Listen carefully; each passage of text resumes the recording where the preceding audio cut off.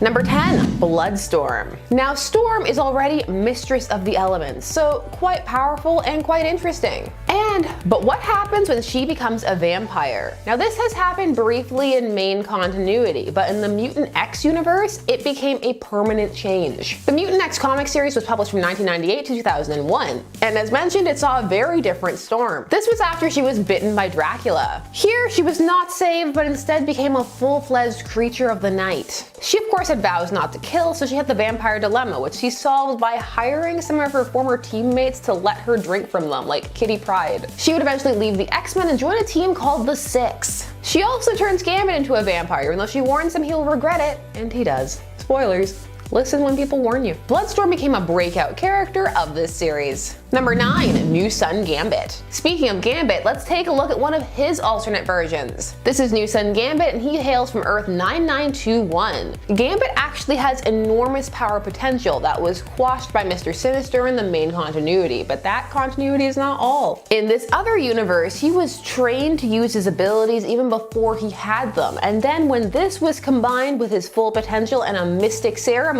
he became something else altogether. The only thing is, the awakening of all these abilities would create a shockwave that would destroy his Earth, forcing him to travel around, and of course he ended up on the 616 Earth, where he ended up befriending Gambit and trying to help him along his way, but didn't tell him who he was. It was after his reveal and Gambit's subsequent disgust that he changed his name to New Sun. Some fans like seeing the full unleashed potential on display of Gambit. Number 8, Basilisk. Not all alternate versions that people like have happy outcomes. Case in point, Basilisk from Earth 11326, an Earth also known as Age of X. Here, Cyclops was incarcerated in a mutants-only facility after the manifestation of his powers as a teenager killed several people, including his parents. He captured the attention of the prison warden Arcade because of his power set, so he made him this very special mask. It looks a lot like the Skull mask from Persona 5, and it's something that people like about this character. In fact, for many, it's what makes him cooler. It is a very menacing-looking mask. Now, a lot of this universe had to do with Legion, one of its personalities, and manifesting another world. So for some, it was just a cool concept in general. The mask looked great. Loved the mask. Number 7, Soldier Supreme. Here we have an amalgamated character from Warp World. This was the universe that was created when Gamora had the Infinity Gauntlet, put everybody's souls into the Soul Gem, and then folded that universe in half. As a result of this, the characters were merged and fused together. So you have Marvel characters smushed, and one of those was Captain America, Steve Rogers, and Doctor Strange, Stephen Strange. So I mean, they kind of already had the same name, just spelled differently, so it made it a bit easier. Back there, Dr. Stephen Rogers, but now with a PH. Their stories actually don't fuse too badly. It's World War II, and Stephen Rogers is contracted for a super secret soldier experiment, only it turns out it's a cover for a mystical ceremony instead of for, you know, the scientific one that he actually undergoes. But these mystic rituals still end up enhancing his strength and allowing him to connect with the occult, and he becomes Soldier Supreme. So he has Cap's cowl, but he still has like a mustache. And he was actually one of the heroes who objected to Warp World being completely destroyed at the end of the arc by Adam Warlock. So Warlock found a way to let it still exist and let these characters still exist. It was one of those loopholes. Stephen Rogers did that and kept being a hero. Number 6, Old Man Logan. Would any of our nerd lists be complete without mentioning Old Man Logan?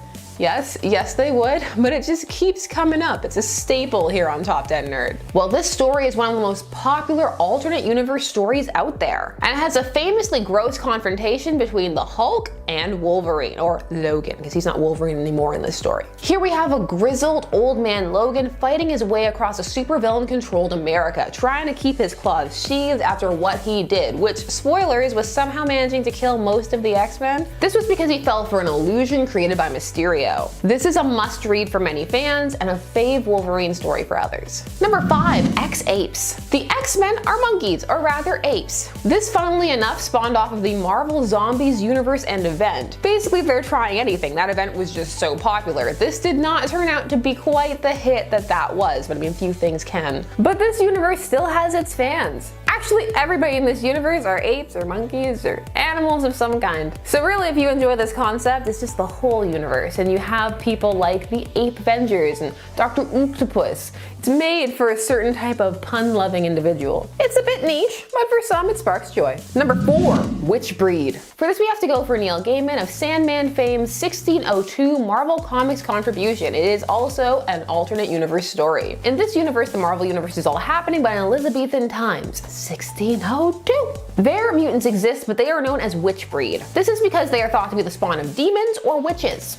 Or both. They are creatures to be hunted down, but they find safe haven in Xavier's select college for sons of gentlefolk, a school that causes great concern for Sir Nicholas Fury because he sees the potential of all of these students as soldiers, which, let's not lie, that's part of what Xavier is doing. Again, this is a universe where people tend to like the whole thing, but the X-Men stand out as a distinct part, or rather, the witch breed. Number 3, X-babies. Versions of your favorite characters as babies or kids. This is a concept that is either really fun or incredibly lame, depending upon who you're talking to. So the X-babies are clones created by Mojo in the Mojoverse. This was probably inspired by an even earlier story where he had just taken the X-Men and turned them into kids, again for entertainment. Because you know, if anything goes on long enough, be it show, series, whatever, you're gonna get two things. You're gonna get a child episode and you're gonna get a musical episode. Now the X-babies are a concept that is short-lived, but they are usually returned to. There is even an A-babies versus X-babies. Again, how cool you'll find these tots depends upon your tolerance for baby-related shenanigans. Number 2, Earth X. The version of the X-Men here are depressing, but all of Earth X is depressing actually. After an experiment of Reed Richards goes wrong, or seemingly that's what happened, for once it's not Reed's fault, I know, shock and awe, a population of superpowered beings is produced all over the Earth, and the world drastically alters. To quote The Incredibles, when everyone's super, no one is. Suddenly there's not as much of a reason to hate and fear the X-Men, and they've largely fallen apart. The one character people tend to remember the most that sticks out when they first think of this is Wolverine, who's got a beer gut and is married to Jean Grey, except it's not Jean, it's Madeline Pryor, but he keeps calling her Jean, and it's just sad. Now, how exactly is this cooler, you may be asking? Well, it's all in the depiction. It's unique, it's memorable, and part of a well-received work. So for many, that's what makes it cool. And finally, in at number 1, Vampire Wolverine. Wolverine, Lord of the Vampires. If you thought people loved Vampire Storm, then you know that they enjoy Vampire Wolverine. Wolverine has been a vampire more than once. You have what-if stories like the aforementioned Wolverine, Lord of the Vampires. But you also have arcs like Curse of the Mutants, which would also be the arc that left Jubilee as a vampire for a bit. Many have fond memories of the what if story, where upon successfully turning Storm, Dracula then turns all the rest of the X-Men. Only because of Wolverine's healing factor, he figures out how to use his powers way faster than everybody else, and so he dethrones Dracula and takes over as leader of the vampires. In fact, he leads the new vampire X-Men to take over New York. It's up to the bizarre combination of Doctor Strange and the Punisher to take him down. And at number 10, Mutant X-Storm. Mutant X-Storm is a mutant vampire. She goes by the name Bloodstorm. Classic. After being captured by Dracula, who wanted her as one of his brides, Storm is turned into a vampire. She gets her revenge though, aiding the X-Men in defeating Dracula, although she felt it was only right for her to leave the team now that she was infected with vampirism. Vampirism?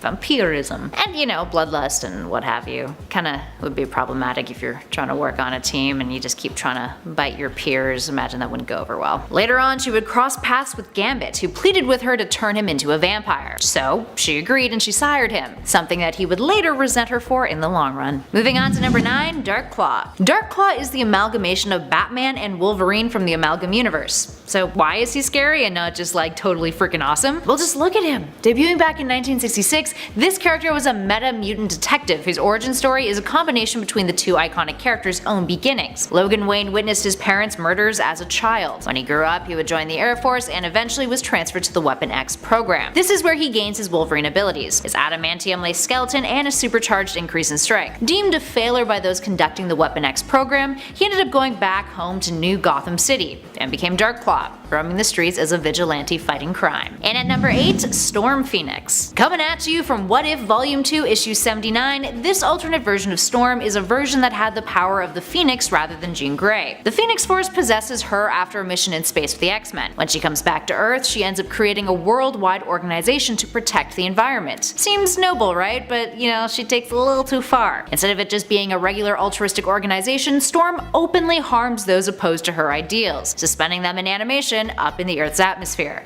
which you gotta admit is actually kind of a funny way to, you know, be like, you to somebody. Suspend you up in the air. She ends up freezing an entire community after they violate an anti-hunting agreement. Eventually Storm Phoenix is defeated thanks to Kitty Pryde phasing into her original body. But all in all, things could have escalated to much darker territory if she hadn't been stopped when she was. Moving on to number 7, the Red Queen. This alternate version of Jean Grey hails from Earth 9575. An alternate reality that's first seen in X-Men issue 5 from 1995. This Jean has been depowered thanks to previous crimes she's committed, and it's a little unclear as to whether or not she had access to the Phoenix Force in the past. Now, having been banished from her own Earth, Earth 998, she decides to reinvent herself by pretending to be a reincarnated version of Queen Madeline Pryor, her clone. From here, she embarks on a quest to become the Queen of Britain and eventually conquer the rest of the planet, and she had a plan to do it and restore her powers by finding various different iterations of Nate Grey from across the multiverse. She would essentially lure them onto her Earth, use them, drain them of their abilities until they died, and then, you know, just grab another one and use him. Eventually she tries this trick on the 616 Nate Grey, who ends up breaking free from her powers, which results in her draining all of the life force of the other Nate Greys in an attempt to defeat the 616 Nate. But eventually Nate creates a sun around her and burns her alive. And fun fact, later on in the 616 continuity, Madeline Pryor would actually begin using the alias of Red Queen. Funny enough. She's like, I'm inspired. Moving on to number 6, Age of Apocalypse Colossus. Colossus of Earth 295 from the Age of Apocalypse Earth is not only frightening, but absolutely tragic. During the Age of Apocalypse event, he was forced out of retirement for a second time. The first was after he was so severely injured that he couldn't transform back into his human form, and was only kept together by Magneto's metal manipulation. The second time though that he came out of retirement was thanks to him needing to go on a very important mission to combat Apocalypse for Magneto. He and his wife Shadowcat led a team of mutants to save Colossus' sister, Ileana, who was the only mutant left alive with reality-traveling powers. In the process of rescuing her, he and Shadowcat abandoned their team, leaving them for dead. When he later learned that the reality that Magneto was trying to save with her powers and his plan was one in which Ileana was dead, he went berserk, going on a rampage that caused the deaths of several mutants, including his own wife. He was eventually killed by Gambit as a last resort in trying to control the mutant. And at number 5, Brute from Mutant X. Beast has had a handful of scary alternate versions, but this one looks like he crawled right out of a creature feature. Here we have Hank McCoy of Earth 1298, the Mutant X Earth, who is known as Brute rather than Beast. Brute came to be thanks to a series of deadly experiments that he conducted on himself, that not only changed him into this aquatic-esque being, which allowed him to breathe underwater, but also reduced his intelligence down to the level of a child in kindergarten. He is later further mutated, gaining hooves for feet. While he may not have his smarts anymore, the character does have a berserker streak, which when unleashed can be fatal for anyone in his way, especially considering his mental temperament. He's a bit of a tragic character as well. He was falsely accused of the murders of Green Goblin and Ben Reilly, and was executed for it. And at number 4, New Sun Gambit. From Earth 9921, we have this insanely powerful and terrifying version of Gambit known as New Sun. New Sun has control of kinetic energy on a molecular level. This means he can turn any object's potential energy into kinetic energy, which in turn makes it explosive. And it's a power without much limitations. He doesn't need to make physical contact with an object to do so, and can even do it to living beings, including humans. His total kinetic control can also stop motion, and he can simulate other kinds of energy with it, manipulating whatever kinetic energy is present in order to simulate energies like infrared energy, all by molecular agitation. In addition to that, dude can transform himself into an energy wave, which allows him to travel through space and into other dimensions. Plus, he's also killed his reality's Phoenix, which is no easy feat. He dies in Gambit Volume 3 Issue 23 when he's impaled and then explodes, which also causes his world to explode in the process. And at number 3, X-Men Forever Storm. The X-Men Forever Storm is also known as Perfect Storm and resides on Earth 161. She's a clone of the original Storm who was created in order to restore the powers of heroes who were trapped on Genosha. But the clone became unstable, rapidly aged, and during an incident with the Shadow King absorbed the darker, less friendly aspects of his personality, to say the least. She ended up becoming malevolent and ambushed the X-Men team during a mission. She would then kill Wolverine and betray the the team entirely, fleeing to Wakanda to seek out T'Challa's protection. T'Challa, who had previously been in a relationship with the regular Storm, believed that she was good, and saw that she was making an effort to help the people of Wakanda, changing the weather, helping the innocent, you name it. But eventually, after the two got married, Storm betrayed him too, letting Killmonger into their quarters, who killed the rest of the royal family and T'Challa, all so she could rule Wakanda. Moving on to number 2, the Age of X Cyclops. This Cyclops hails from Earth 11326, an Earth in which anti-mutant propaganda is on the rise, and anti-mutant protests eventually lead to the decimation of mutants by the US government. As you can imagine, Cyclops did not fare well in this socio-political climate. Scott operated under the name Basilisk, and after being captured by the government, his eyelids were removed in order to prevent him from having any sort of control over his optic blasts. He was then forced to wear a mask by the prison he was kept in, and was used by Alcatraz as a mutant executioner. Kinda dark. He eventually managed to escape and managed to save some of the other mutants in the process too, but he's forever haunted by the guilt of what he was forced to do, and the lives of innocent mutants that he ended. And finally, in at number 1, the Ruins Charles Xavier. I feel like anytime Professor X has an alternate that's evil, that particular Earth suffers big time because of it. This version of Charles Xavier comes from 1995's Ruins, one of the most depressing and dark alternate reality stories in the Marvel multiverse. Taking place on Earth 9591, this Charles was elected president of the US rather than creating the X-Men. He ends up becoming corrupted and set out on a political crusade against mutants, despite having Warren Worthington III as one of his security staff, although Warren kept his mutations a secret in general. Xavier creates a prison in Texas for mutants, in which mutants are deformed, experimented on, or tortured as a means of controlling their mutations, something that he states is done for their own good. Yeah, super dark. Number 10. Troll. The series Youngblood from Image Comics is definitely trolling us with this one. Youngblood is a series about a government-run and endorsed team of superheroes. It explores the idea of a world where superheroes garner celebrity-like status, similar to the series The Boys and X-Statix. The team even includes Vogue, a Russian model who later uses her fame to create a makeup line. Troll is a member who is beast-like in appearance, covered in muscles. Upon seeing him in his true form, one would immediately be forced to call to mind Beast from Marvel's X-Men crew. Because get this, Troll normally is covered in blue fur. Yeah. Though admittedly, he is often seen without it as he shaves his entire body to appear more human. As his name suggests, an actual troll. While also agile and physically strong like Beast, he does not appear to hold the same level of intelligence. Though he once wielded a terrifying weapon, a book that could be used to rewrite one's own history and can tell the future, he lost it in a card game. Wah wah. Someone smaller but just as fierce as the Beast, but with less intellect, sounds pretty scary and dangerous to me. Number 9. House of X and Powers of X. These two new comic series retcon and relaunch X-Men history, and although they operate within the world of Marvel and the world of X-Men themselves, I feel as though they are important to mention. When we talk about comics inspiring people, it is important that we also recognize some of those who were inspired are fortunate enough to do the writing and illustration within the realm of the world that inspired them. How cool is that? When we turn to these new Marvel series, we see at the writing helm Jonathan Hickman, who has brought us a much more daring story when it comes to the familiar motley crew that is the mutant heroes. In fact, he has even reintroduced some heroes that we may have forgotten. The time in which mutants fight for their rights, freedoms, and even for isolation on Krakoa is painted as much more desperate and bleak. Part of this is the beautiful artwork and colors created in combination by R.B. Silva, Pepe Larraz, and Marta Gracia. The writing built up the high stakes, and if you want to feel that tension and see how ruthless these mutants can get, check out House of X's issue number 2. Number 8. Steeljack. Astro City has changed publishers so many times, I'd rather not list them all. Instead, I'll just say the series is currently listed as belonging to Vertigo Comics. More of a concrete jungle vibe, in this series we have different factions or gangs of heroes in the city. The most similar one to the X-Men being the Astro City Irregulars. Among the characters of the series we find Steeljack, a wannabe superhero who acquired the power of metal skin. Sound familiar? Steeljack is like a permanent metal version of Colossus. Originally, this character was actually a villain in the series. I don't know about you, but I would not want to deal with a villainous version of Colossus in any form. Number 7. Sarah Rainmaker. Coming to us from Wildstorm Comics, now owned by DC, is a Storm-inspired hero. Let's spread some of that Storm love.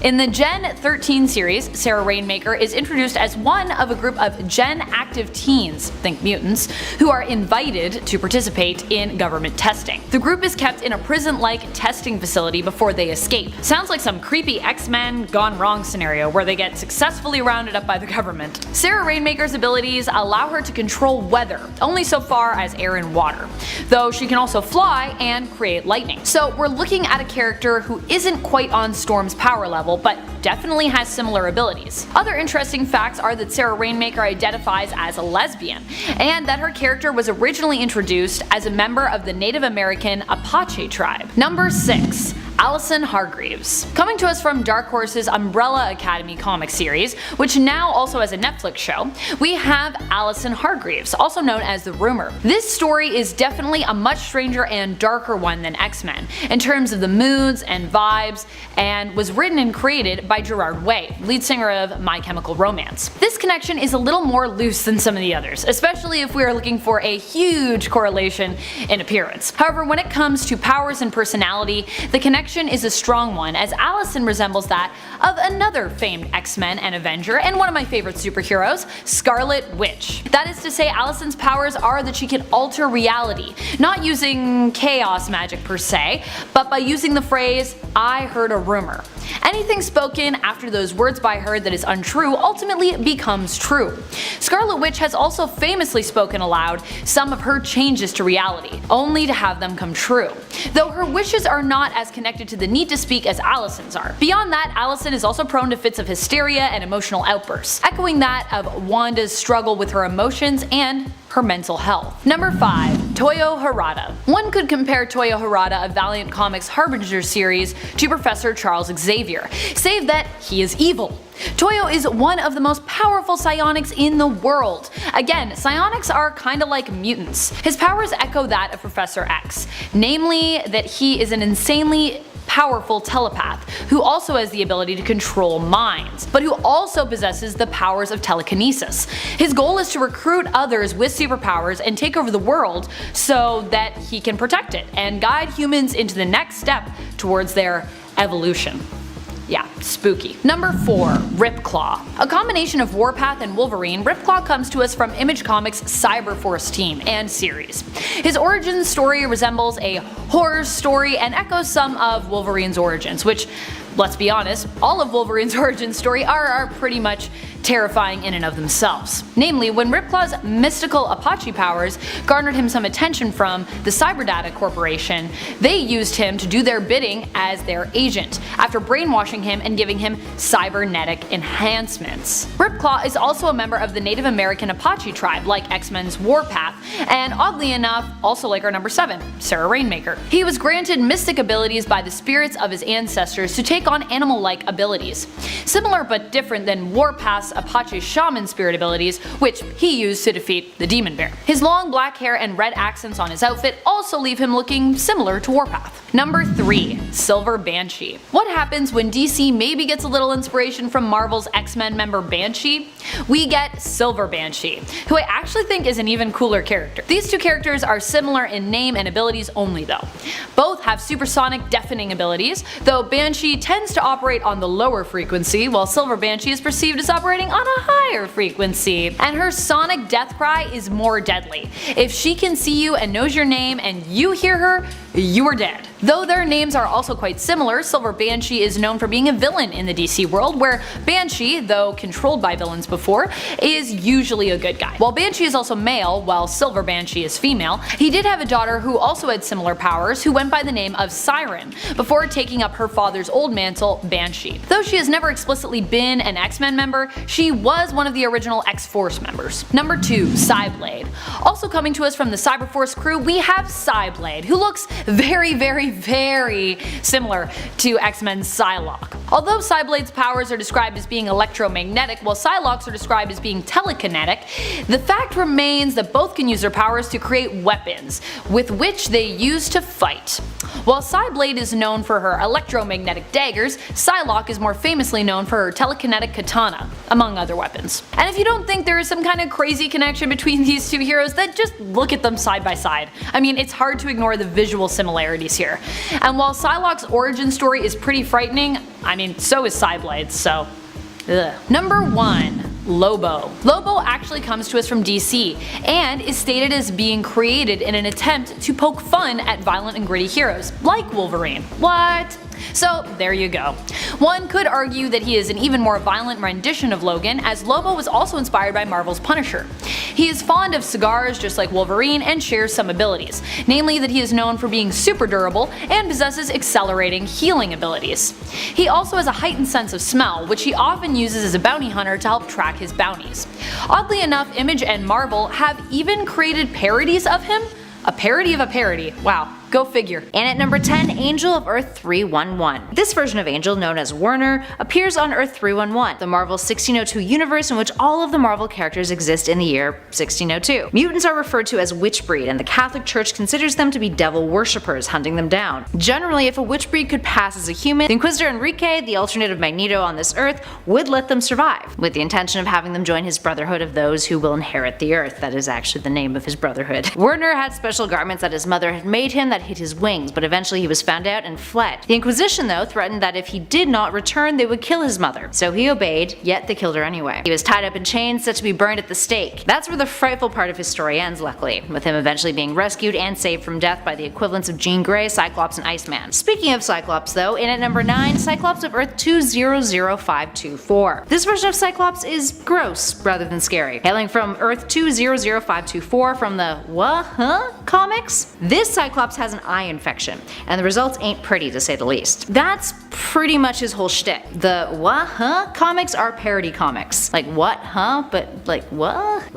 They're parody comics, written in a similar vein as the What If stories, except with a much more comedic spin. Earth 200524 appears in the very first issue of Volume 1 of What, and features the likes of stories titled What If the Avengers All Had Beards? What if DC let us do Batman Daredevil as a crossover? And what if Black Panther were actually white? Yeah, I think you guys probably get the vibe of what they were going for. Moving on to number 8, Robert Drake of Earth 51518. This version of Bobby Iceman Drake comes from the remnants of the Age of Apocalypse reality, remnants which were salvaged by God Emperor Doom and made into a part of his battle world. It's referred to as the domain of Apocalypse. Now, Iceman has a gruesome reality. Appearing in Old Man Logan issue 2 back in 2015, this Iceman encountered one of Apocalypse's horsemen, Sabretooth, in the Savage Land, and then was seemingly killed by another horseman, Holocaust, who erupted into atomic fire which engulfed the land and Robert. While his teammates were dead, it was revealed that poor Bobby Drake survived, having become a form of pure moisture, which would then evaporate and reconsolidate into a rainstorm that then poured over the X-Men as they fought Apocalypse. Talk about a jarring existence. He's also a much cruder looking version of the character than we're normally used to. And at 7, Ruins Kitty Pryde. Ruins is one of the most depressing series in the Marvel multiverse. It's tragic as hell, and most of our favorite characters have suffered from terrible fates in this timeline. Ruins takes place on Earth 9591, a place in which all mutants had horrible side effects with their powers. We actually mentioned the version of Professor X on our last part. He became the US president who would then hold mutants in a Texan prison, ordering for them to be experimented on and disfigured for their own good. Kitty Pryde is one of those mutants. She's imprisoned and, in an attempt to escape, uses her phasing powers, but that does not go as planned. Instead, when she's phasing, she gets stuck halfway through a door, causing her to lose 3 feet of her intestines in the process. We never see her die on panel, but it's assumed that, losing a whole 3 out of the 20 feet of intestines that one has inside their body surely wouldn't have the greatest of side effects. There's some science facts for you. We have 20 feet of intestines inside of our bodies. And at number 6, Wolverine. Wolverine is actually a character who appears on Earth 616. He comes to be after Wolverine's soul was dragged to hell and an unnamed demon decides to take over his body. His whole mission is to ruin everything Wolverine likes in his life, including people. Wolverine starts his crusade by going after a pastor that Wolverine had just met prior, covering the pastor's body with insects and stabbing him through the chest, then going over to his church, spraying acid all over it and burning it to the ground while the congregation was inside. Yeah, dark, huh? Luckily, he doesn't get very far when he encounters X-23, who manages to defeat him. Despite that, Wolverine goes after the X-Men and almost murders Colossus. He's captured by Mystique, and a ritual is performed to bring Wolverine's soul back to his body. Once Wolverine has returned, he and Wolverine duke it out inside of his body, and eventually Jean Grey is able to force the demon out and back to hell. And at 5, Ultimates Nightcrawler. The Ultimates universe, aka Earth 1610, is filled with a whole lot lot of fascinating but often meaner versions of beloved Marvel characters. Nightcrawler Kurt Wagner definitely falls into that category. Kurt grew up in the Bavarian mountains but was kidnapped for the Weapon X program in his early formative years. He was forced into becoming a mutant agent for them. Once free of the program, he joined up with the X-Men and was generally well liked until,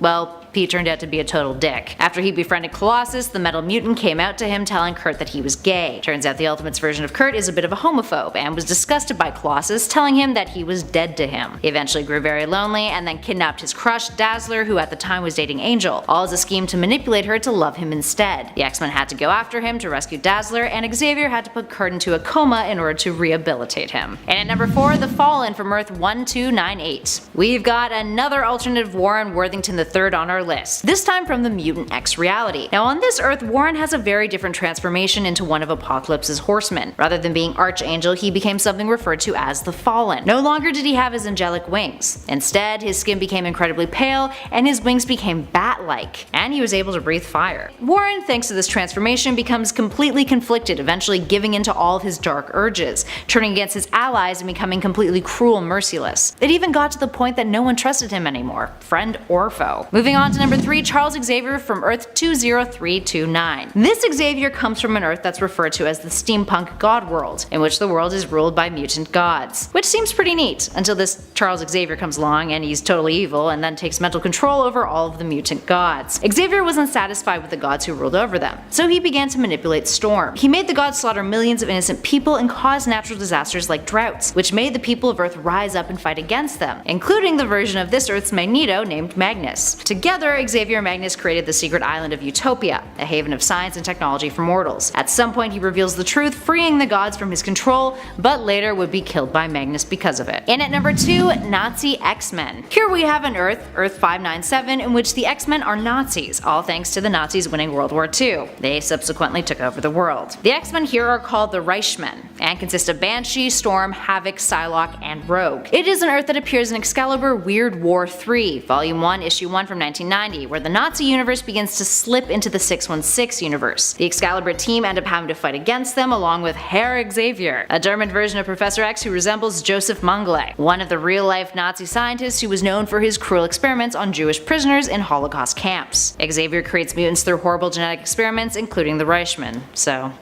fits the bill. And finally, in at number 1, Sublime Beast. This version of Hank McCoy comes from Earth 15104, and he's a drug addict, among other things. From the mind of Grant Morrison, this alternate reality is from the writer's Here Comes Tomorrow story arc, in which we get to see a glimpse of a future timeline version of the X-Men. It's a post-apocalyptic world in which Scott Summers has abandoned his role as the leader of the X-Men, leaving Hank to take over, who ends up creating an army of cloned Nightcrawlers in order to take over the world. Hank's having some major trouble keeping things together, and he became incredibly stressed out, so he starts using a drug for mutants called Kick. Being vulnerable, he becomes the new host for Sublime, and wages a war against humanity. That's where the Nightcrawler clones come in. They're called the Crawlers. And in the process, he ends up completely destroying the Xavier Institute. 150 years later, he's still at it, wanting to completely wipe out other species that were not mutants. He manages to find the Phoenix Egg, and resurrects Jean Grey, aka Phoenix, who, seeing him as Beast rather than Sublime, acts as his minion, exterminating races in his name. He takes some of her DNA and duplicates her powers for himself, which then prompts Jean to remember who she is and purge Sublime from Hank's body. Number 10, Ultimate Storm.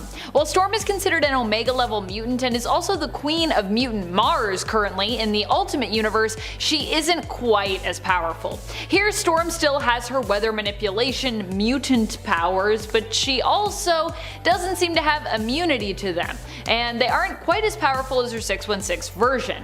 Now, I put mutant in quotes there because the mutants really aren't quite the same in terms of their origin in comparison to Earth 616, so I'm not sure if we even really consider them mutants following the revelation that they were created as a result of Super Soldier Serum, basically experimentation runoff.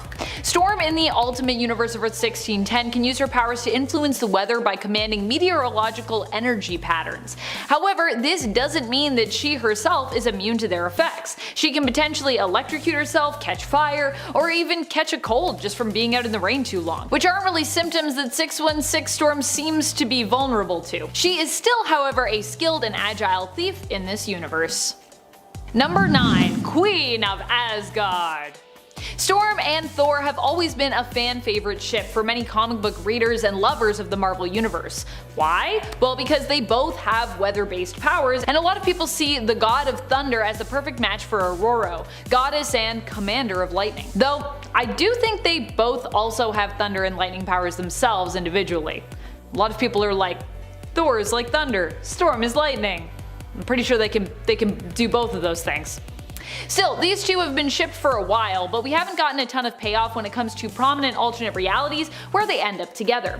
Enter Thunderstorm. Thunderstorm of course never made it onto the comic book page, but was a character in development that creators Saladin Ahmed and Javier Rodriguez had hoped would get to show up in their Exiles run from 2018. Alas, the story never got on long enough for Thunderstorm to be introduced, which is the only reason this version of Storm, Thunderstorm's would-be mother who ended up as a ruler of Asgard and took Thor for her consort, is ranked so low on this list. She and her daughter never really got to exist, but the concept for Thunderstorm and her family is so awesome I just needed to talk about it. And technically the concept still exists in the world, so we could see Thunderstorm and we could see her mom at some point somewhere in the multiverse. It was an idea that was written down, and the concept art for it is beautiful. I love this design for Thunderstorm. And friends, before we move on to this next spot, if you are loving this list and you want more Storm lists, goodness knows I want to give you more Storm lists. Also, like, there's just not a lot of Storm content in the world of the internet, and there needs to be more of it for how much we love her. Be sure to let us know you want more of it by giving this video a thumbs up.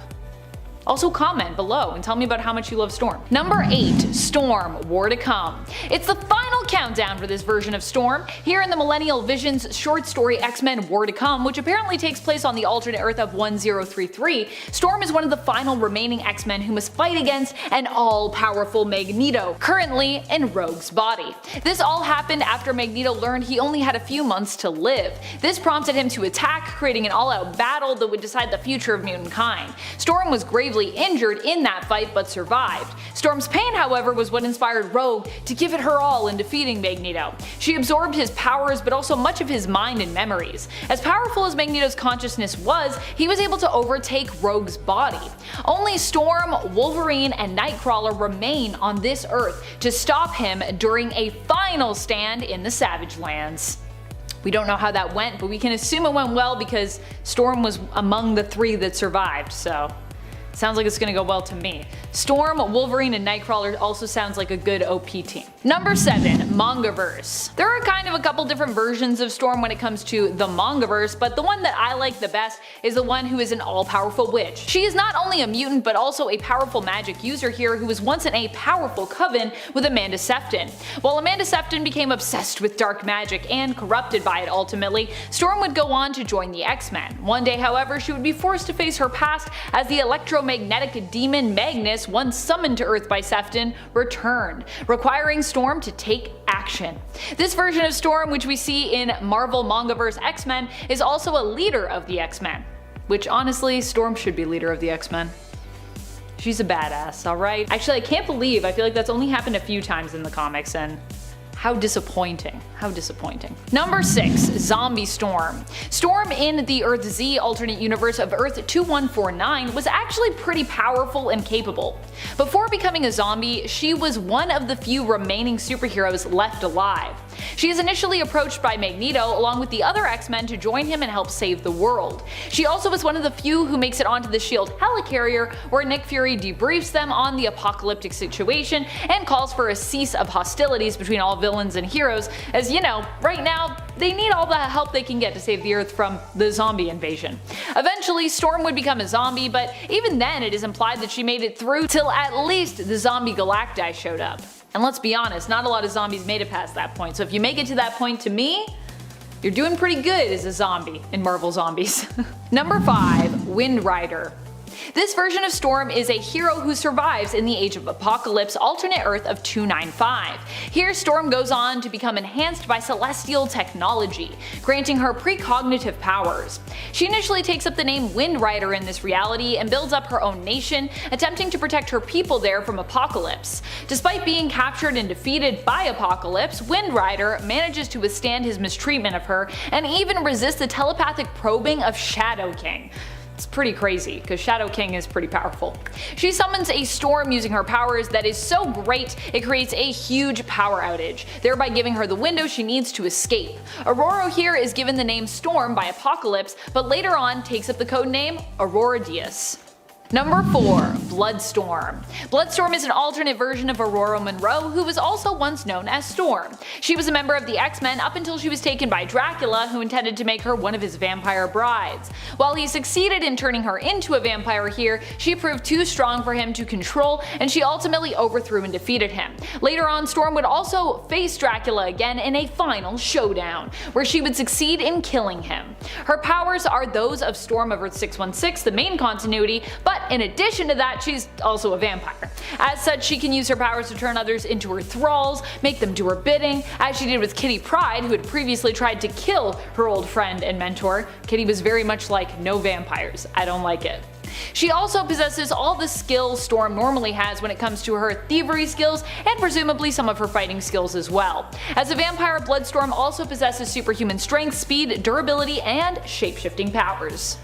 She can turn into mist. Number 3. Goddess of Thunder. This alternate version of Storm comes from the multiversal patchwork world known as God Emperor Doom's Battle World. Here Storm wields the mystical hammer known as Stormbringer. She ends up becoming one of the members of God Emperor Doom's elite police force known as the Thor Corps. Even gaining a place on this team is a huge accomplishment. This version of Storm, I believe, still has her own standard powers, but also wields the power of Stormbringer, making her extra electrifyingly powerful. Not only that, but she should get extra power points for just how epic and badass this version of her looks. I love this character design. Number 2. Storm, Goddess of Thunder. Our previous Goddess of Thunder isn't the only one to exist out in the multiverse, by the way. In one of the realities we get a glimpse into through millennial visions, this one being classified as Earth 1027, Storm became more attracted to violent elements of nature, preferring to spend time in the eyes of hurricanes, tornadoes, and storms. She ends up falling in love with Thor, which created a conflict with Terrine, who also loved him.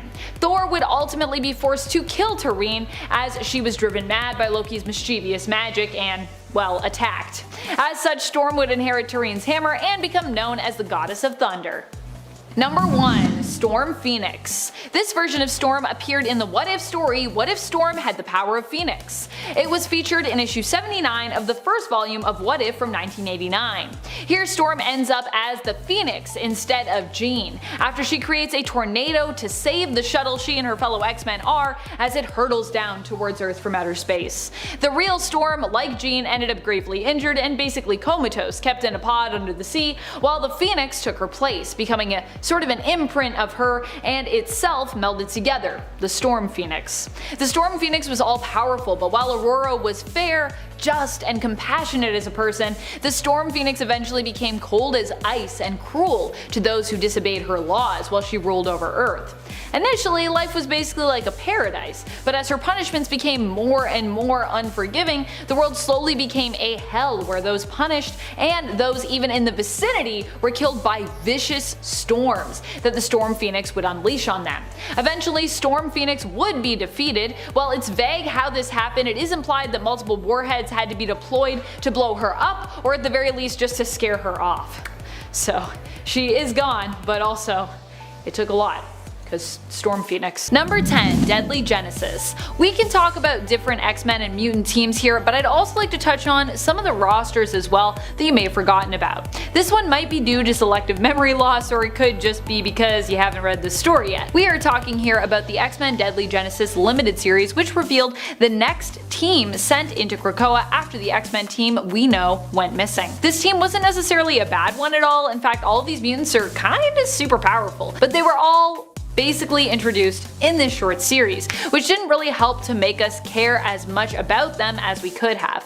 All in all, this story just had a very early 2000s feel to it. Not that that's a bad thing. The Deadly Genesis X-Men team were a group of kids that Moira McTaggart was trying to help out. She didn't even really see them as students, and then Charles recruited them and turned them into X-Men. The team consisted of Sway, Petra, Vulcan, and Darwin, who have all recently reappeared in the Dawn of X line, in case you were wondering where they made their first appearance. Number 9. Xavier's Security Enforcers. One that we might forget about every now and then is the mutant team that Bishop originally belonged to from the alternate dystopian future that he hails from. I believe this Earth is 1191, but I could be mistaken on that. Didn't even write down my Earth number. Bothers me. This mutant team is known as the XSE, which stands for Xavier's Security Enforcers. If you know Bishop well and you're a big fan, you likely know this team well, but for those who are new to the character, you might not know about this group of enforcers. The point of the team that Bishop was part of was to preserve the long-dead Professor Charles Xavier's dream, where mutants and humans could exist in harmony, living peacefully together. Bishop has even been known to wield specific future equipment, which he got from XSE, although we haven't seen them in a while. All members of the team wear their mutant tattoo brands like a badge of honor, and the members have included Randall, Malcolm, and Bishop's sister Shard, among others over the years. Before we hop into our number 8 spot, I just want to thank all of you for being here and give you a quick reminder to click that like if you are enjoying this video. It really does help us out. Number 8. Nasty Boys. You might remember the original Villainous Marauders team, but do you remember Mr. Sinister's Nasty Boys? Don't worry if you have, because I will never let you forget. Well, both the Marauders and Nasty Boys teams are Villainous teams. I couldn't have an obscure mutant team list and not seize the opportunity to remind you all of the Nasty Boys, so here we are. I also just love this name for the team. I personally always read Mr. Sinister with like the most outlandish, flamboyant, yet manipulative pseudo-English accent, so for me it's very fitting that he decided to name his team this. Nasty Boys, so perfect. It fits perfectly with the voice that I have for him in my mind. The Nasty Boys were the team that came after the Marauders. Instead of Gambit being involved in the team, Multiple Man was the generally heroic mutant who got involved. Originally, the team saw Ruckus as leader, with Slab, Gorgeous George, Ramrod, and Hairbag making up the roster. Gorgeous George even resurfaced in Dawn of X more recently. Yay! I might be the only one, but I'm still kinda hoping that the Nasty Boys as well will make a return. Bring them back. Bring them back. Number 7. Outback. When it comes to X-Men rosters as teams, one of the best but shortest running roster is the Outback team. This era for the X-Men team lasted less than 25 issues, but was still so good that people still talk about it today. Now, if you missed this one and you've never heard of it, it's one that you actually probably should read. Not one of my silly points, more one of my serious and beloved forgotten teams on this list. The team started off in issue 229 of Uncanny X-Men, with Storm, Wolverine, Rogue, Colossus, Dazzler, Longshot, Havoc, and Psylocke on it. We'd also see Jubilee introduced during this roster's time together. The Outback team is noted as being one of the best rosters for the X-Men when it comes to having a group who truly feel like outsiders. Also, you get to enjoy the Inferno story in this run, which is bizarre and magical, so you're welcome for that. Number 6. X-Corps. No, I'm not talking about the X Corporation, which has yet to come out, but is still coming our way. Thank goodness. I thought that book was going to be firmly cancelled, but fortunately it has been revived. I'm so ready for X Corporation, let's go. When we talk about X-Corps, we are talking about Banshee's team. He formed this team after Generation X disbanded, and most of the team were composed of that era of mutants. This team was made up of former villains turned heroes and was created to act as a police force basically for the mutant community. Joining Banshee were the Blob, Avalanche, Fever Pitch, Jubilee, Husk, and M, aka Monet. The X-Men team actually did not approve of this team's creation and actually attempted to get Banshee to disband it. In the end, Mystique infiltrated the team and liberated its members, especially the villains, who were being manipulated into behaving heroically by Mastermind under Banshee's orders. Number 5. Extreme X-Men. This X-Men roster marked the return of Chris Claremont to the X-Men in a full-time capacity. Extreme X-Men Volume 1 is a series that started in 2001 and ran till 2004. It was a team that featured my girl Rogue as the leader, woohoo, which you know I'm all about. The original Extreme X-Men roster also featured Beast, Psylocke, Bishop, Storm, Sage, and Thunderbird on the team. Lifeguard, Gambit, and Slipstream were also added to the mix throughout. This team was originally brought together to find Destiny's premonition-filled diaries, but of course along the way was distracted by many other imminent threats. as you do when you're on an X team. Number 4, Generation Hope. This one is from the 2010 series Generation Hope and was under Cyclops' banner ultimately following the events of Regenesis. Though the team itself was led by mutant messiah Hope Summers, and its roster consisted of No Girl, Pixie, Primal, Sebastian Shaw, Transonic, Velocidad, and Zero at that time. Though originally Hope's team started pre-Regenesis as just being 5 mutants including Hope herself, with Velocidad, Oya, Primal, and Transonic on the team. The team was a search and rescue group who were brought together as they were acknowledged as being 4 of the 5 lights on Cerebra. Hope basically triggered the rebirth of the mutant gene, activating these mutants. The 5th light was what they sought and kind of why they came together, heading to Tokyo, Japan. Zero was the mutant they sought, who would eventually join the team, although originally would be antagonist. Number 3, X-People. You probably forgot about this team just because their name is,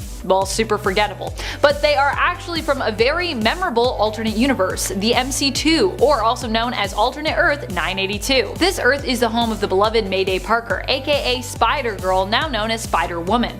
But you know what's not so memorable from that universe? Their version of the X-Men. I mean, I get that X-People is meant to be gender neutral, more inclusive, but is that really the best name they could come up with? There has to be something that isn't X-Men that is better than that. I mean, I know there is because we have dozens of other X teams with the letter X in them that are way more catchy than X-People.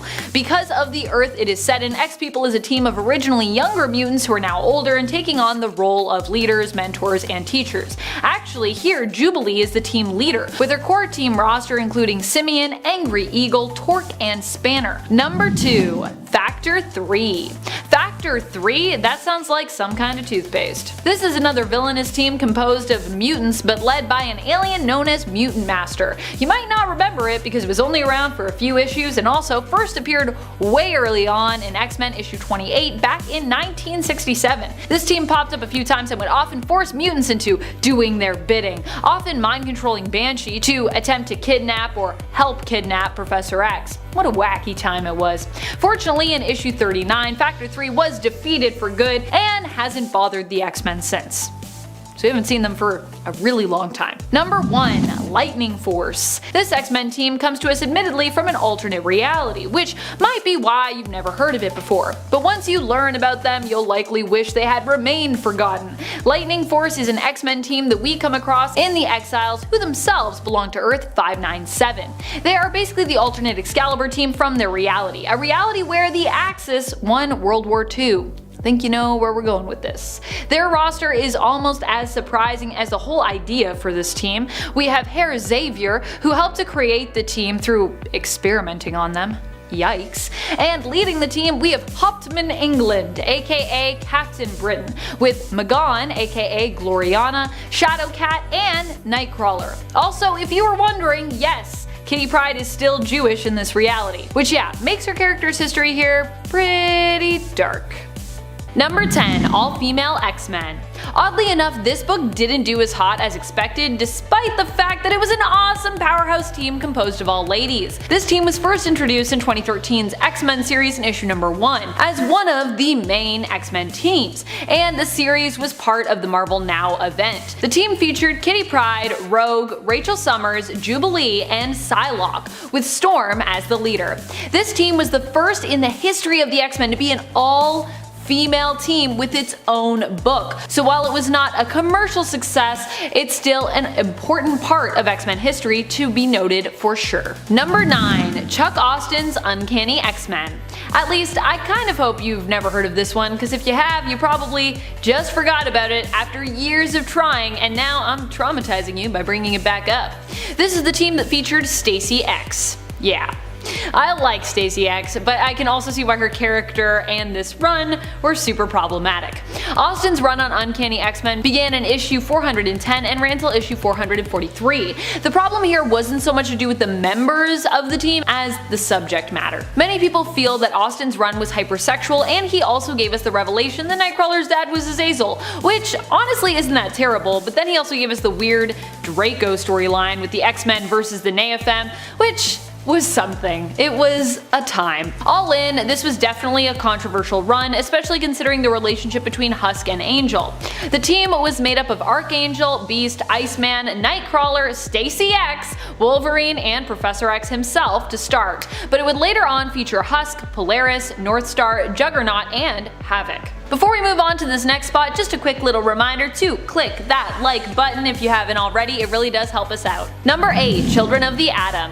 You might not have heard of this one because it isn't even out yet, but this is one of the new teams and books that we had expected to see earlier this year, but due to the global pandemic was delayed and is now delayed again. Originally it was moved to January of 2021, but now we aren't expected to see it till April of 2021. Boy, that is a long wait. But just because they aren't around yet doesn't mean we can't talk about them. And if you haven't heard of this team yet, you might want to keep your eye out for when their book is released. Children of the Atom is a team of new teen mutants who are basically X-Men superfans and are trained by these very famous original mutants. Technically, the X-Men team was never meant to exist in Krakoa, as was just revealed recently in the comics, despite them having their own book as part of the Dawn of X line. I know, it's a little confusing. So it'll be interesting to see how the Children of the Atom, who are being advertised as kind of X-Men sidekicks, fit in exactly. In a world where, you know, there's not really supposed to be X-Men? Well, we have yet to meet the members of this team. We do know some of them not only have similar costumes to the classic X-Men, but also have similar powers. Number 7, Hellions. No, not that Hellions. This Hellions. In fact, Empath's look in the new Hellions was a throwback to the original Hellions team outfits. Empath was also an original member of the team. Before we saw the team revived in Dawn of X, they were Emma Frost's team. Basically her version of a teenage mutant team similar to, well, the New Mutants. We're also a teenage mutant team. Every time I say teenage mutant team, I just want to say Teenage Mutant Ninja Turtles, but that's not what we're talking about.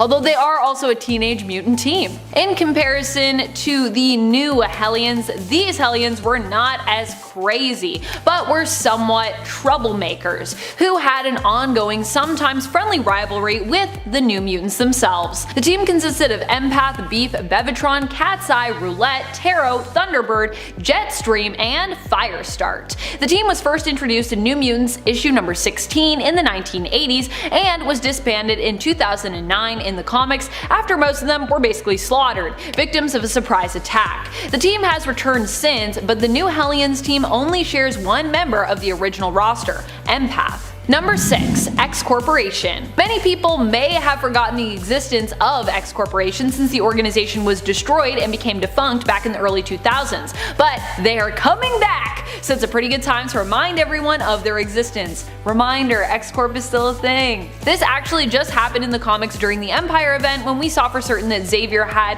revived the X Corp and that Monet and Angel seem to be running this branch of mutant affairs. X Corp in the past has been a non-for-profit organization working to help mutants in their fight for rights in less bold ways than what the X-Men are usually up to. It also provided a place of refuge for mutants who needed it, until the global organization had their various branches targeted and blown up around the globe following the events of M-Day. X-Corp will be getting their own book in the Dawn of X line, which I am way too excited about. I just want to see Angel get a moment in the spotlight, you know? Many believe the book to have been cancelled, but Jonathan Hickman actually confirmed early in December that it is still very much a go. Number 5, X-Men The End. In this series, we saw a bunch of teams kind of come together, ending in one big one, and Chris Claremont's The End. I like this X-Men team as well because although she died pretty early on in terms of her appearance here, we also get a shout out at least to Dust. And Dust is such an underrated X-Men in my opinion. This comic also introduces us to the future daughter of Bishop and Deathbird, Aaliyah Bishop. The final X-Men team features Kitty Pryde, Wolfsbane, Karma, Northstar, Dust, Martha Johansson aka No Girl, the Cuckoos, Cyclops, and a subgroup known as the Heavy Hitters, which features Wither, Frenzy, Polaris, Juggernaut, and Kid Colossus. Number 4. The Upstarts. Speaking of young mutant teams that are lesser known like the Hellions, we also have their straight up not friendly at all rivals, the Upstarts. The Upstarts were definitely a more villainous crew in comparison to the Hellions, just in general, as their whole goal was to basically kill mutants. The Upstarts were a mutant team created by Selene, the Black Queen of the Hellfire Club. She put the team together in order to test the members, getting them to compete for points which would be awarded whenever they killed mutants, based on the mutants' power set. Originally, the young group of mutants involved were unnamed and were promised that whoever got the most points would win a prize, which remained a mystery pretty much through all of the comics that they were featured in. I bet it's cake, and I bet it's a lie. Although I think it was also mentioned at one point somewhere that it was immortality, so in case you were wondering, for realsies. Number 3. Battle of the Atom Future X-Men. While everyone might focus on the Battle of the Atom Future Brotherhood team, as Race has a tendency to steal the show, plus My Girl Zorn Jean, and also featuring Molly Hayes, people tend to forget about the awesomeness that was the Future X-Men team. The real X-Men team. This team featured a much more skilled Iceman, who now was known as Ice Wizard, Wiccan, who had become Sorcerer Supreme, Chimera, who is believed to be Storm's daughter that she had with Black Panther, Shogo, Jubilee's son, known as Sentinel X, Colossus armed with Magic Soul Sword, Kid Omega as Phoenix, and Jubilee as Wolverine. Number 2. Extreme Sanctions Executive, the other XSE. This team also spiraled out of the team that we talked about previously on part 1 of this list, Extreme X-Men. XSE here stands for the Extreme Sanctions Executive. Similar to the original XSE that Bishop was a part of in the future, this team is also like a military police force meant to maintain and in some cases enforce peace is kept between mutants and humans. Storm was asked to create the team by the United Nations and eventually would increase its numbers by recruiting the rest of her X-Men, making this team another government-sanctioned mutant team, like X-Factor was, and still one of the first of those types of teams. Team members have included Bishop, Cannonball, Magma, Rachel Summers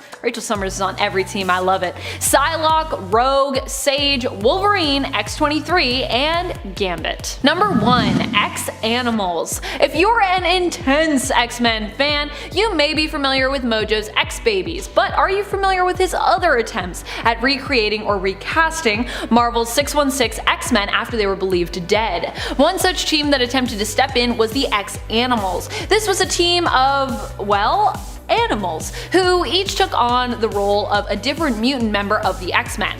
We've got a skunk standing in for Rogue, a bulldog for Wolverine, a pig for Dazzler, a rabbit as Havoc, a cat for our Storm, which I kinda love, a bird, possibly a hawk as Longshot, an otter as Psylocke, and a gorilla as Colossus. Sadly, this team was not acceptable as a replacement in Mojo's opinion, and he got rid of them. But I'd love to see them return at some point, if that's possible. Number 10. Dirty Bomb Wolverine. Why does this sound like some sort of sexy nickname for Wolverine? It really is not. Instead, this alternate version of Wolverine is an empty clone that was created in the current Wolverine series and used to basically burn vampires loyal to Dracula from the inside out. This all went down in a battle in the effort of freeing Omega Red from Dracula's hold over him, while also getting back at Drac, who was attempting to get his hands on Wolverine so he could use his blood to allow his own vampire army to walk around during the day, making them obviously much more powerful. Omega Red's plan to stop Dracula was to give him what he wanted, which meant making a clone of Wolverine who was gene edited to have blood that was thick with photonic cells, similar to the ones found in plankton, which produce their own luminescence. Basically, the blood of the Dirty Bomb clone Wolverine then had the opposite effect on the vamps who consumed it, meaning they would be burnt from the inside out as opposed to being able to walk in the day. Having a gene edited clone of Wolverine is a frightening prospect, and a clone who is used simply as a decoy and bomb is pretty morally scary. And then there is the added factor of how it made the vampires feel to learn of it. And I'm sure that they were properly terrified before they were all killed. Minus Dracula, of course, who got away in the end, like he always does. Although the mutants won the battle in issue number 12 of the current Wolverine series, they did not win the war. Still continues with the Vampire Nation. Number 9. Darkclaw. If you find the Batman scary, and I mean, who doesn't? He is often drawn with the intention of looking intimidating and scary enough to strike fear into the hearts of goons and villains all across Gotham. Then take a seat, because Darkclaw is definitely going to spook you a bit here. Darkclaw comes to us from the Amalgam universe, where he was created as a cross between Marvel's Wolverine and DC's Batman, blending together two of the Big Two's most popular and frightening heroic characters. He's got the backstory and fortune of Batman, but still boasts of the adamantium-coated skeleton and healing factor of Wolverine, meaning that Logan Wayne is not an alternate version that you would want to mess with. And all my ghouls out there, before we move on to this next spot, if you are loving this list and you want more Wolverine lists, be sure to let us know by clicking that like button and commenting down below. Also, if you click like and if you smash subscribe, you can call me Vampy. Number 8.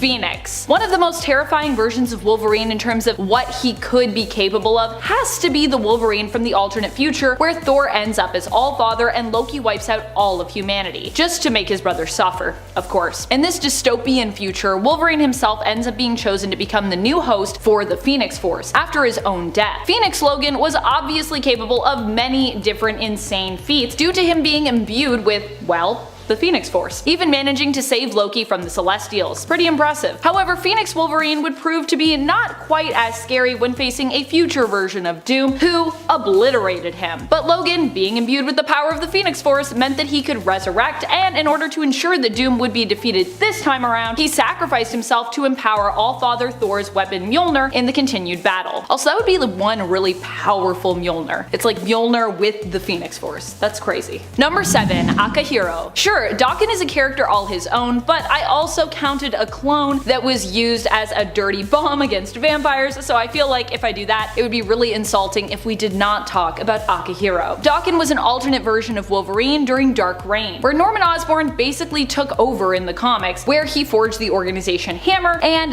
his very own Dark Avengers. The Dark Avengers were made up of former and current villains repurposed and remarketed as Avengers replacements. Osborn actually tried to recruit some of the original Avengers after they'd been disbanded, but of course they pretty much all refused. They were like, we know you're Norman Osborn, so. Daken was recruited to be Dark Wolverine on the team, and while Akahiro might not be quite as villainous in the comics currently, at the time he was still pretty much one of the baddies. Daken is a terrifying alternate because he has less of a moral code than his dad, who already isn't known for his light touch when it comes to dealing with his opponents. Daken, like his father, is also a skilled fighter and assassin who was trained since he was a child to become a killer and a weapon for Romulus to use against Logan. Oh, and if you're not familiar with him, he also has pretty much all the powers of his dad. His claws are just a little bit different. Actually, Daken also has pheromone powers, so he's not really more powerful than his dad in terms of skill, but power set, just saying. Number 6. Wolverine Noir. Jim Logan is one of the noir versions of Wolverine that we see in the Marvel Noirverse. Another shows up in the X-Men Noir series, but with a different backstory and also kind of a different name. He's a bootlegger, but the one we're focusing on here is a detective. Honestly, a lot of the noir versions of heroes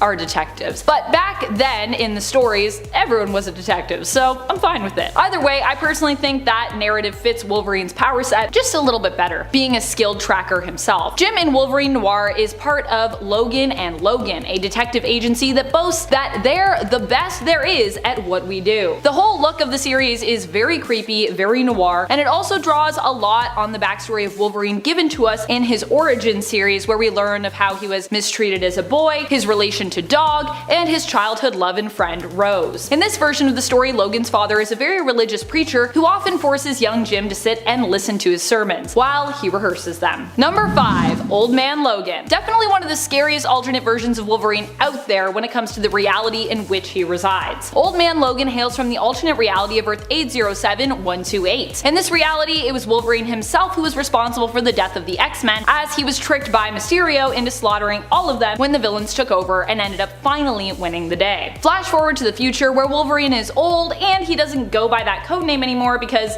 well, it brings back pretty painful memories, which he still is haunted by to this day. Instead, he's simply known as Logan. But even though he tries to stay away from heroics, retiring, and even settling down with a wife and kids, he can't seem to escape his vigilante ways. After his family are killed when he is late to pay forced protection money to the Hulk gang, Logan himself seeks revenge, inevitably and gruesomely freeing pretty much everyone from the villainous nature of deranged Pappy Banner and his inbred family. That Hulk gang.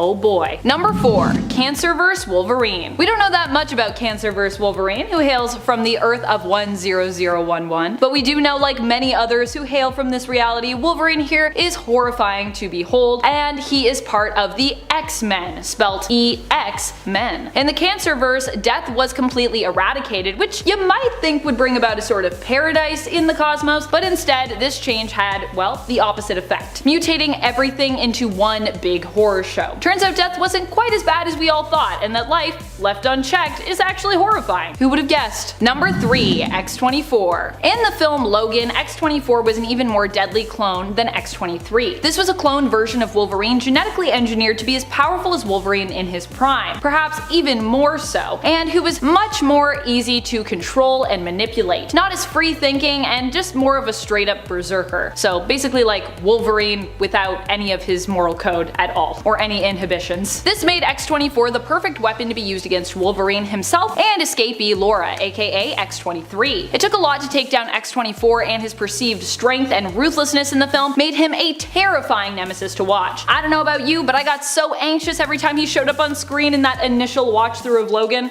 Even when I rewatch it now, I'm like, Logan, no, X-24 is coming for you, run! Number 2. Lord of the Vampires. This alternate version of Wolverine comes to us from the What If series Volume 2, Issue 24. Here the fate of the world was forever changed when during the X-Men's battle with Dracula, Storm ultimately decided to remain with Dracula. This changed the course of history forever as Wolverine and the other heroes were captured and transformed into vampires themselves. However, Wolverine's willpower proved much too strong for Dracula to tame or control, and so he was challenged and later defeated by Wolverine, who then became the new Lord of the Vampires. What's scarier than a Terminator-style clone version of Wolverine? How about a vampire version of Wolverine who rules over all of the other vampires and can turn anyone into his loyal thrall? Number 1. Zombieverse Wolverine. Actually, I feel a little bad that I put the zombies above the vampires in this list, but here we are. I don't know how, but I almost actually forgot to mention Zombie vs. Wolverine on this list. I guess maybe it's just because I'm so fixated on vampires, which I guess makes sense. But it's really shocking considering how emotionally scarring and overall how terrifying I find the Zombieverse in Marvel to be. It's just a real horror show over there. Over on Earth Z or Earth 2149, Wolverine isn't just any old zombie either, but becomes one of the zombie cosmic or zombie galacti, after he and a group of chosen few fight over and successfully devour Galactus's remains. For a long time, this granted zombie Wolverine the power cosmic, so not only was he now a terrifying member of the undead with Wolverine's killer instincts and fighting prowess, but then he also had the power cosmic on top of that. Wow.